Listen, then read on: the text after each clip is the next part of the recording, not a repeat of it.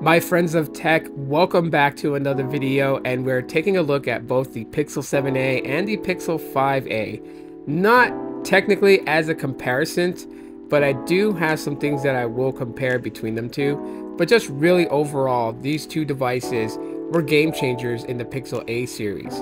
Definitely turning a page in a chapter in the advancements of bringing the A series to what it is today. And the Pixel 5a was one device that really just, came out of left field.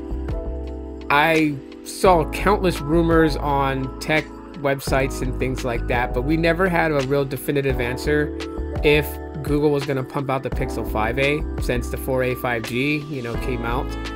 And to our surprise, it did. Now, it maintained a lot of the same components as the Pixel 5 and the Pixel 4a 5G with just a few minor changes. It introducing water and dust resistance and changing the body material, going with aluminum body instead of polycarbonate plastic. So with that, that was a page turned in the Pixel A series, and you know what, a very good one.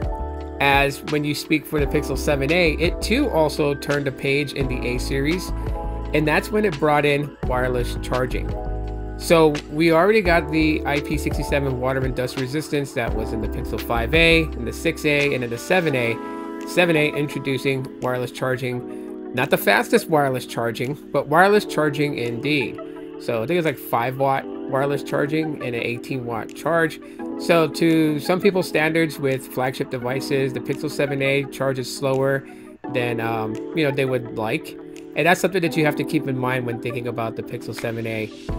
I even believe that the Pixel 5a charges a little bit faster than the 7a does. But both of these devices, really good, and one of the biggest things that's touted about them obviously is their cameras. Now the Pixel 5a still uses its 12.2 megapixel camera, and the Pixel 7a also upgraded its camera from the 12.2 megapixel that we saw in the Pixel 6a, bringing it up to a 64 megapixel Sony sensor. So with both these two devices, they both run Android 14, and they do really good. Even the Pixel 5a does not feel as old as it is, running Android 14.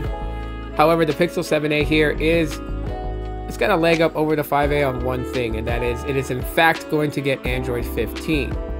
The Pixel 5a is not slated to get it. It's at end of life. So Android 14 is what it is. I think it had like maybe one small update that was given to the Pixel 5a, and that's pretty much it. So as far as longevity for the Pixel 5a, it's up to the custom ROM dev community to keep the life going for this device. And there's a couple of custom ROMs that I've seen, but nothing that's really caught my eye. There's not a version of Evo X for the Pixel 5a, which I find sad. Really wish that they had somebody that could actually make Evo X for the Pixel 5a. But nonetheless, the 5a has one thing up over the Pixel 7a, and that's battery life. And for as old as this device is, the battery is really, really good. I will say that. As far as photography between these two, I love taking photos with both the Pixel 5a and the 7a. I do have a little comparison coming up here where you guys can see the photos between them two, kind of get an idea, and also comparing video at just basic stock settings between both. I had a lot of fun, just lining these shots and taking these photos, and I think they both did really good, but you guys can let me know.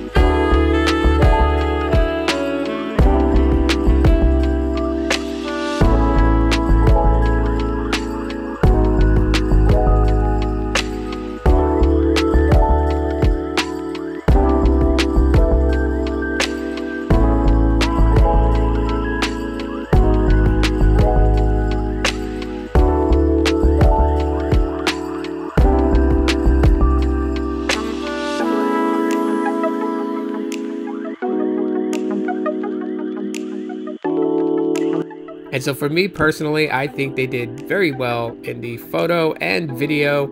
But you guys can definitely let me know your thoughts in the comments. So the Pixel 7a and Pixel 5a are really good options to pick up, but there is one thing I want to touch base with, and that has to do with the Pixel 5a. So while the Pixel 7a can be supported on different carriers, both physical SIM and eSIM, you know, the Pixel 5a is not. And I'll tell you what I mean by that. So with the 7a, you can activate on Verizon, AT&T, T-Mobile, or any of their prepaids or MVNOs with both eSIM and physical SIM, whereas on the Pixel 5a, that is furthest from the case. So the only companies that I've known to be able to activate the Pixel 5a using eSIM have been T-Mobile based companies. So companies that use AT&T's network or Verizon's network will tell you for some reason that the eSIM is not compatible with their network. So you would have to use a physical SIM. I've done that with Visible. I put a Visible physical SIM inside the Pixel 5a. It works just fine. Tried to do eSIM and it just won't let you activate. And that's also something to consider too, is that with the Pixel 5a, if you were to put it on AT&T or any of its prepaid MVNOs, it will not connect to 5G. It will only be LTE. So these are just something that I think that people should kind of keep in mind when looking at the two options between the 7a and the 5a. Not sure why the 5a is not compatible with most carriers, like 100% wise. But I mean, that's the way of it.